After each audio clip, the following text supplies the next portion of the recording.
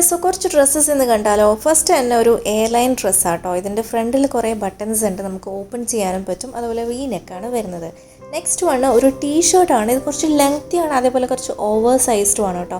നമുക്ക് ബാഗി ജീൻസിൻ്റെ കൂടെയൊക്കെ നമുക്ക് വെയർ ചെയ്യാൻ പറ്റിയിട്ടുള്ള ഒരു ടീഷർട്ടാണിത്.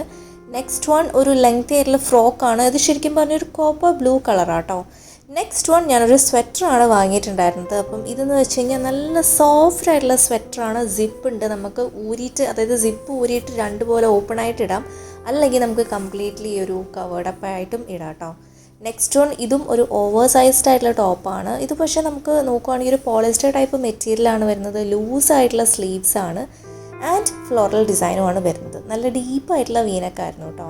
സോ ഇതും ഒരു സ്വെറ്ററാണ്. ഇത് നമുക്ക് പറയുകയാണെങ്കിൽ നെക്ക് ഒരു ചൈനീസ് കോളർ മാതിരി ഫുൾ നെക്കായിട്ട് വരുന്ന ഒരു സ്വെറ്ററാണ്. ഇതും നമുക്ക് ഓവർകോട്ട് പോലെ ഇടാം, അല്ലെങ്കിൽ ഫുൾ കംപ്ലീറ്റ്ലി സിപ്പ് കയറ്റിയിട്ടും ഇടാം കേട്ടോ. അപ്പോൾ രണ്ട് മോഡലിൽ ഇടാം. ഫുൾ സ്ലീവാണ് ഈ ഒരു സ്വെറ്ററിനും വരുന്നത്. അപ്പോൾ ഇതിൻ്റെ കളർ എന്ന് വെച്ച് കഴിഞ്ഞാൽ ഒരു കാക്കി ബ്രൗൺ കളറാണ് വരുന്നത്.